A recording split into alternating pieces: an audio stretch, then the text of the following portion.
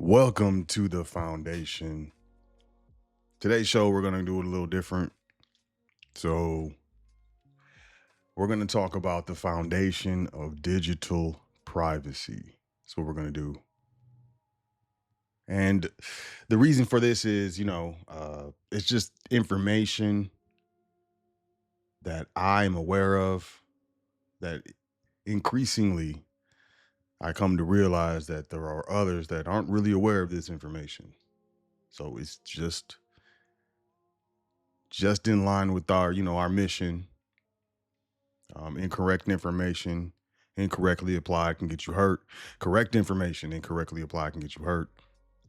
So we're always correctly applying correct information here at the foundation. And in order to apply correct information, you have to know the information.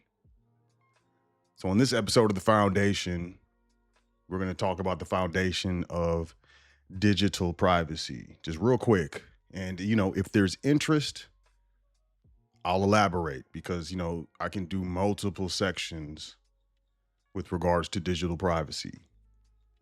Very familiar with technology.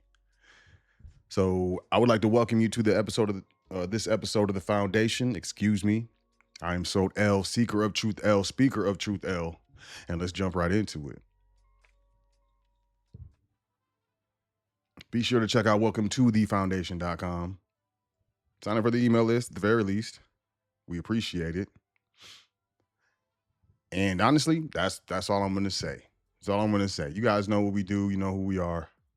But I want to start this off by DNS domain name system. Domain name system. What is it? Basically, all websites are IP addresses. It's a range of numbers. Generally, there's 4 sets of 3 digits of numbers. Many people who are familiar with the IP addresses 192.168.1.1 or 192.168.1.0, right? But IP addresses are where websites are parked.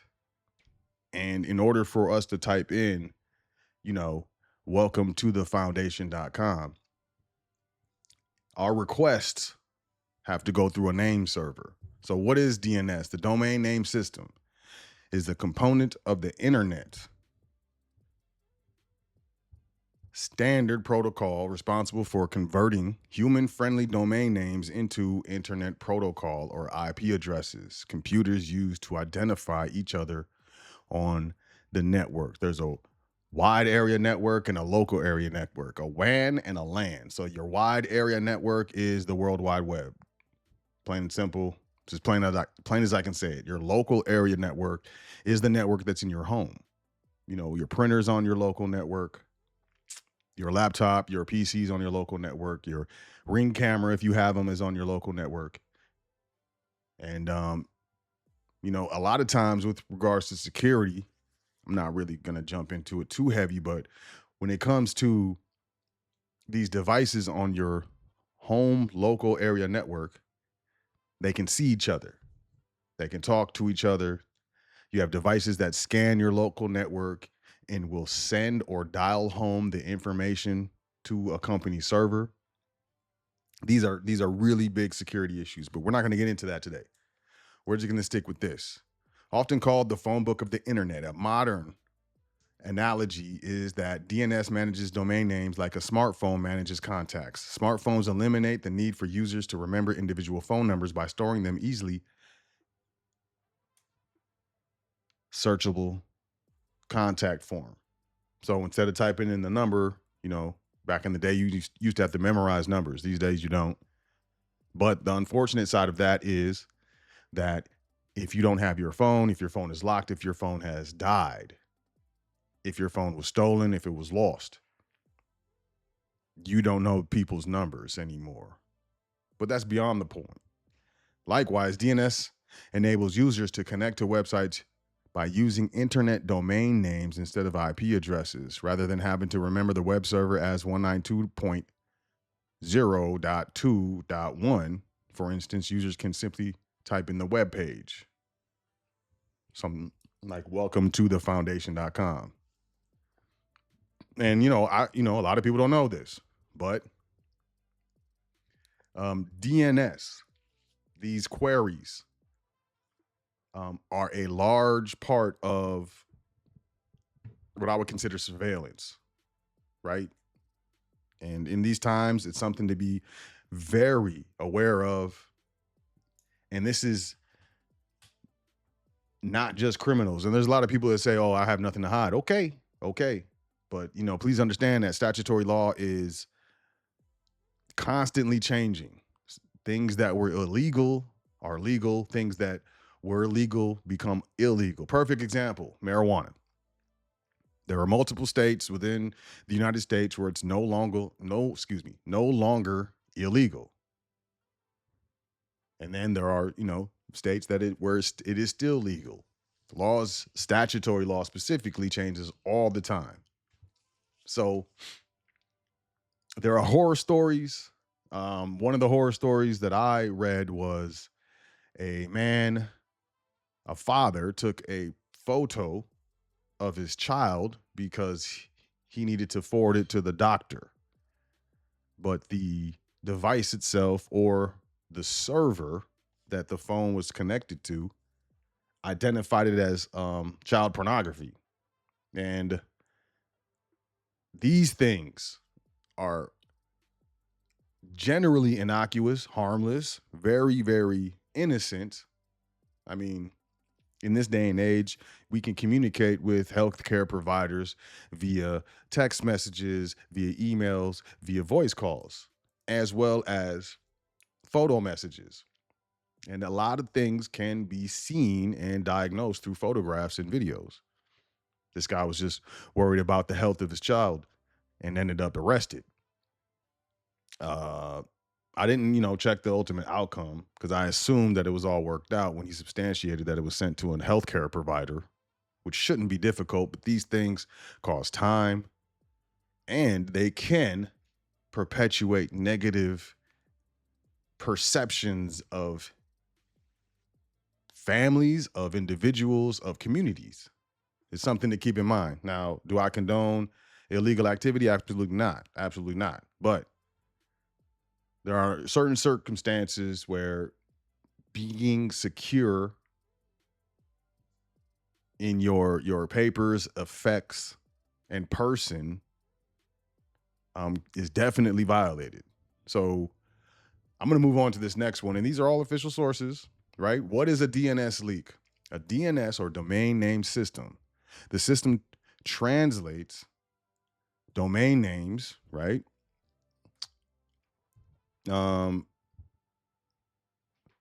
We learned this. A domain name is any text or string. How does domain names work? Is a crucial part of the internet that converts easy to remember website names into numerical IP addresses that computers understand.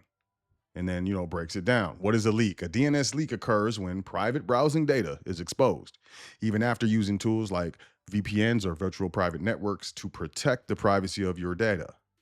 When you access a website, your computer sends a DNS query to translate the site's name into an IP address, or Internet Protocol address.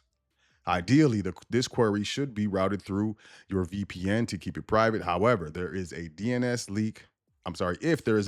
leak, then these queries might bypass the VPN and go directly to your internet service provider's DNS servers. This means your ISP or other third party can see all of the websites that you visit, including your banking websites, including your healthcare websites, including your dating websites, your social media websites. These are places that we would consider on the internet to be private. There's private information going back and forth, but do you want this information readily available? Now, internet service providers such as Comcast, such as AT&T, Verizon, Time Warner, they all sell user data. It's just a part of the economy these days. These apps on your phone, they sell user data and telemetry. This issue is severe as it can reveal sensitive information to others without your permission. Ensuring your VPN and system settings are properly configured to prevent DNS leaks is crucial for maintaining online privacy. So, what causes DNS leaks? Misconfigured VPNs. Most people don't even use VPNs. Most people don't. So, the lack of IPv6, there's a Teredo feature. Microsoft's Teredo feature can connect IPv6 networks with IPv4 networks, but it may bypass VPN encryption, potentially causing data leaks. Transparent DNS proxies. ISPs may use transparent DNS proxies to force DNS queries back to their servers, ignoring your custom DNS settings. This causes DNS leaks. How to know if your DNS is leaking? There's multiple ways to figure this out, but really learning and understanding dynamic name servers and how they work is the first step to maintaining your online privacy. Moving forward, security and privacy threats for Bluetooth, low energy, and IoT and wearable devices. This is it's a white paper, and this is not just an article. This is actual, uh I would say science. This is science. So let's read the abstract, right? Bluetooth low energy, and this is Bluetooth. Your mobile phone has this. Your AirPods, your Bluetooth headset, your watch or wearable runs on Bluetooth, low energy, and this is the problem. Abstract. Let's go. Bluetooth low energy, or BLE, has become the de facto communication protocol for the Internet of Things, or IoT, and smart wearable devices for its extra or ultra low energy consumption, ease of development, good enough network coverage, and data transfer speed. Due to the simplified design of this protocol, there have been lots of security and privacy vulnerabilities as billions of healthcare, personal fitness wearable, smart lock, industrial automation devices adopt this technology for communication. Its vulnerabilities should be dealt with high priority. Some segregated works on BLE were performed focusing on various vulnerabilities, such as the insecure implementation of encryption, device authentication, user privacy, etc. However, there has been no comprehensive survey on the security vulnerabilities of this protocol. So they don't even know the vulnerabilities. They haven't even, I would say that's due diligence, wouldn't you? Did you read that? Did you hear what I read if you didn't read it? That's crazy. In this survey paper, we present a comprehensive taxonomy for the security and privacy issues of BLE. Most of you probably didn't even know that there were security issues and privacy issues with Bluetooth low energy. I mean, a lot of people probably didn't even know that these wearable devices, all of these Ring cameras, these things of that caliber, use this very insecure protocol. We present possible attack scenarios for different types of vulnerabilities, classify them according to their severity, and list possible mitigation techniques. We also provide case studies regarding how different vulnerabilities can be exploited in real BLE devices. I want to scroll down just a little bit where they're talking. They got a little thing right here. So they're breaking down how these things work and the different modes of BLE. There was something I wanted to show you though. Master slave, right? Okay, so here they're breaking it down. Phase 1. They established the connection security quest, which is optional, and then the device pairs. And sometimes, when you pair Bluetooth, that a number pops up on the screen and you're supposed to, that's not very secure. It's not very secure. There are codes and specific executable code that can basically spoof that security. And this stuff can be really vulnerable at the application layer. Let me just move on. I don't want to take up too much of your time. This is a Security firm, top 10 mobile security threats and how to prevent them, right? 10 mobile security threats, malware. And most people think their phones and their mobile devices are very secure. They're not. Phishing. Phishing, I don't know if you know what that is, but um, you get an email or a text message from a alleged official source, your bank or your healthcare provider or something, requesting some sort of information or requesting that you log in and pay this bill. That's called phishing. It redirects you to a site that looks just like the site that you're supposed to be at, but it's not. Malware is basically negative or bad software that you can download. Generally, the application stores or the app stores do pretty well. I would say Apple does better than the Google Play Store, but that stuff still gets through. Ransomware, it's when your device is compromised and they lock you out of your device and they demand you pay a fee to get access to your laptop or your PC or even your phone.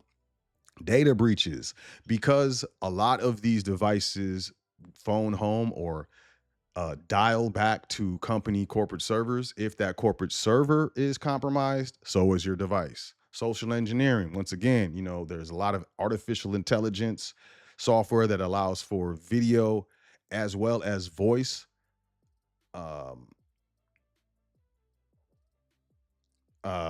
conversations. How about that? And these these artificial intelligence applications and programs can mimic family members' voices.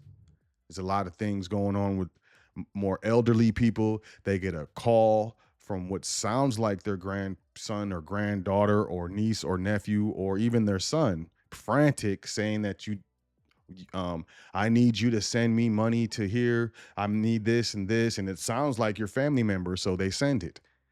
That is social engineering. Fake apps and downloads. There's a lot of them. There's a lot of fake apps and downloads. Now, there should be security protocols in place to make sure that all the apps that are available on official app stores such as Google Play and the Apple App Store, um, to ensure that they are not spyware, um, or some kind of phishing thing, but those things get through all the time. All the time. Spyware. There's spyware that you can put on people's phones.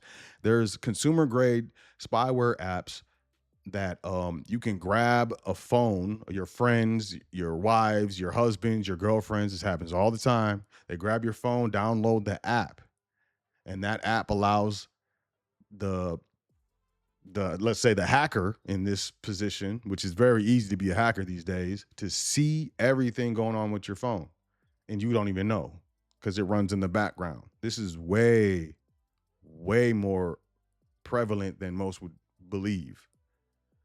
Weak passwords, that's self-explanatory. Dangerous wireless networks, public Wi-Fi, coffee shop Wi-Fi, uh, library Wi-Fi. These places are notorious for hacks. And connecting to public Wi-Fi, especially like airports and things of that nature, is very, very dangerous. And then you got insider threats, right? These things are real-time issues right now with your mobile device, with the phone that you have in your pocket, on your table in front of you, what have you, in your hand maybe.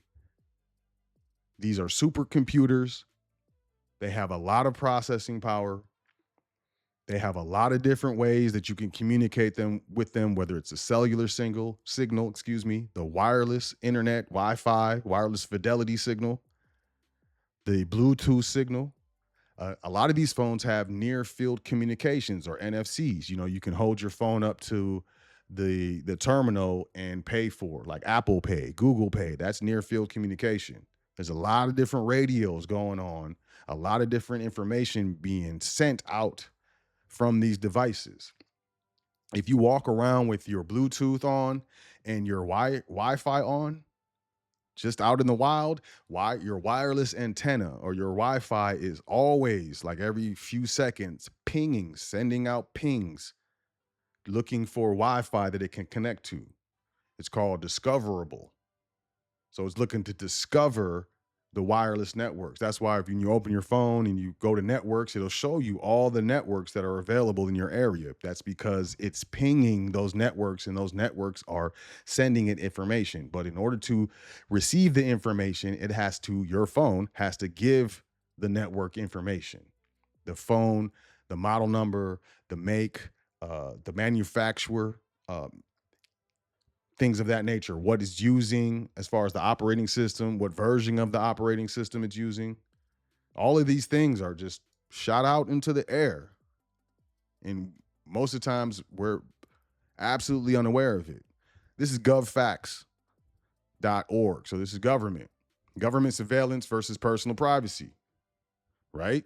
Your Fourth Amendment rights, right? Because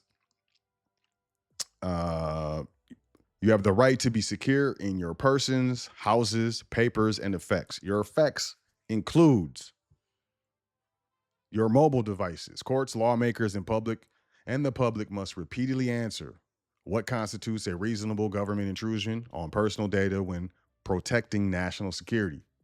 Right? Your Fourth Amendment rights. The Fourth Amendment provides the legal foundation for privacy rights in America. Written in the 18th century, courts continuously interpret and apply its principles to 21st century digital challenges. No warrant shall issue but upon probable cause, supported by oath or affirmation. They go down from probable cause, so on and so forth, right? But check this out. A pivotal moment came in 1967 with Katz versus United States. The FBI placed a listening device on the outside of a public phone booth to record a suspect's conversation. The government argued that this was constitutional because they never physically entered the booth. The Supreme Court disagreed, declaring that the Fourth Amendment protects people, not places.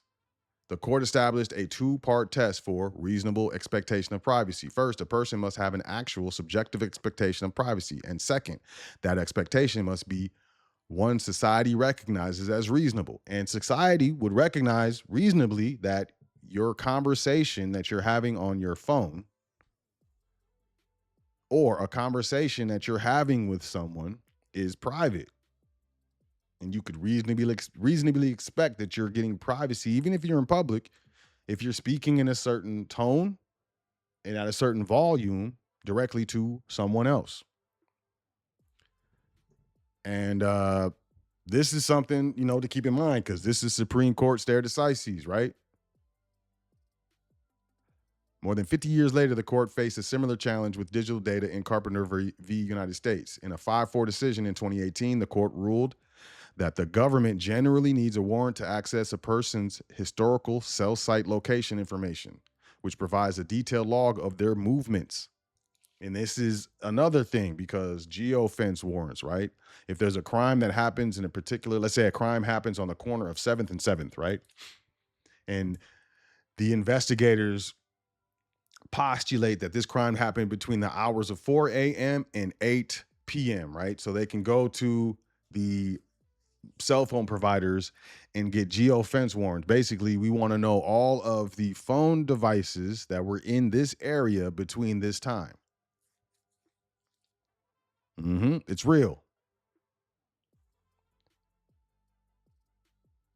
The government had obtained 12,898 location points for one suspect over 4 months without a warrant. The court recognized that the sheer volume, detail, and intimate nature of this digital trail, which can reveal a person's familial, political, professional, religious, and sexual associations, is profoundly different from other types of records and is protected by the Fourth Amendment, even though this data is technically held by a third party. Quote, the cell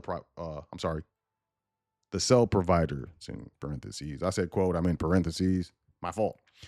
When warrants aren't required. Despite the warrant requirement, courts have recognized several exceptions. In traditional law enforcement, these include situations where a person gives consent to a search, where a search is conducted as part of a lawful arrest, where evidence is in plain view of an officer, or in exigent circumstances, such as when there is an immediate risk of danger or destruction of evidence. So there's this guy that came, he was I think he went to Australia. He went out of the country, and he had been placed on some watch list due to his associations. I don't know exactly, with some group or something. I don't know, right?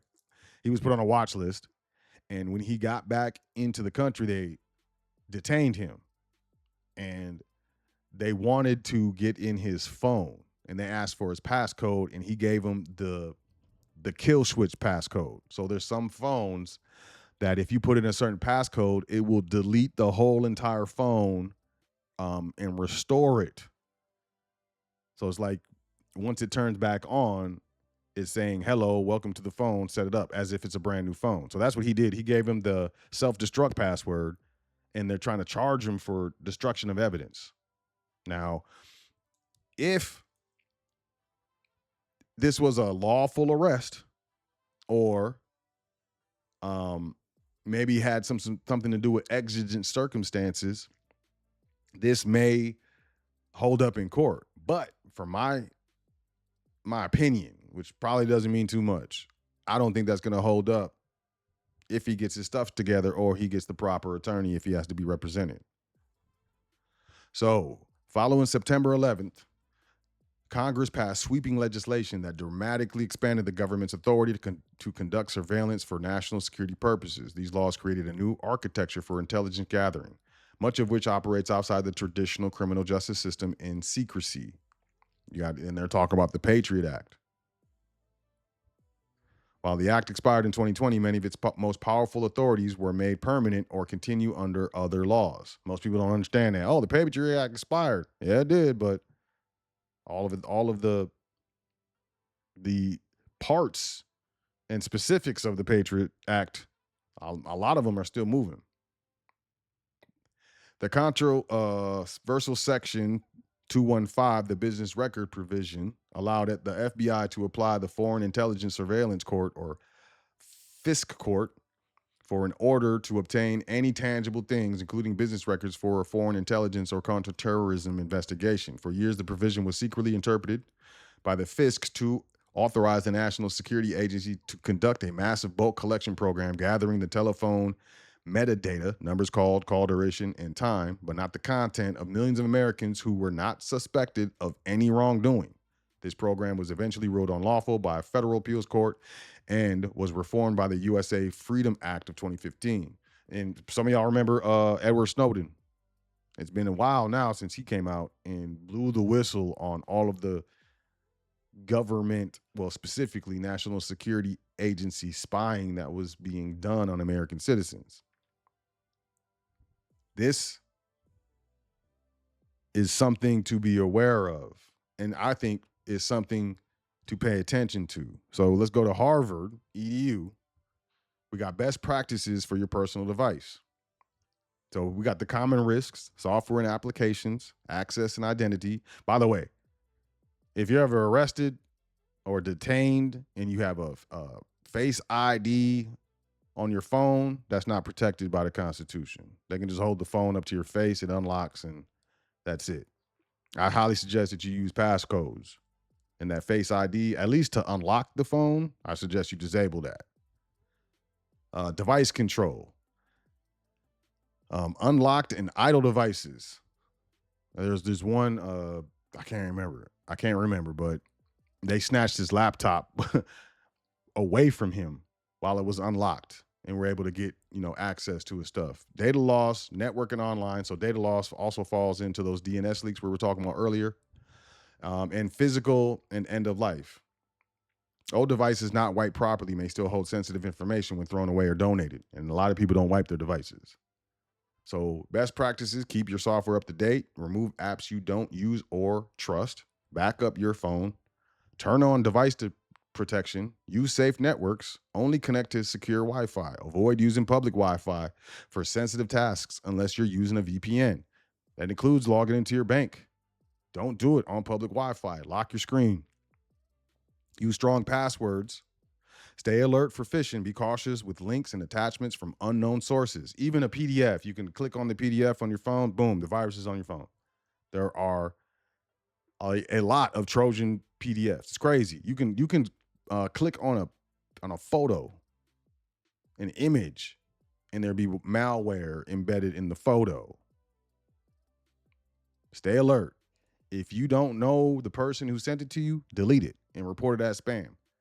It's that serious. And it's going to get even more serious as artificial intelligence and the agentic AI develops more and more. It's going to get more serious. Add a second layer of security. Use multi-factor authentication for important accounts. There's physical keys, or YubiKey, YUBI keys. You got to have the key, plug it in, tap it, put in the code. Like, it really, if they don't have the key, they're not going to get access to your accounts. Keep your device with you. Don't leave your device unattended in public areas. Erase everything before recycling. These things will keep you pretty safe.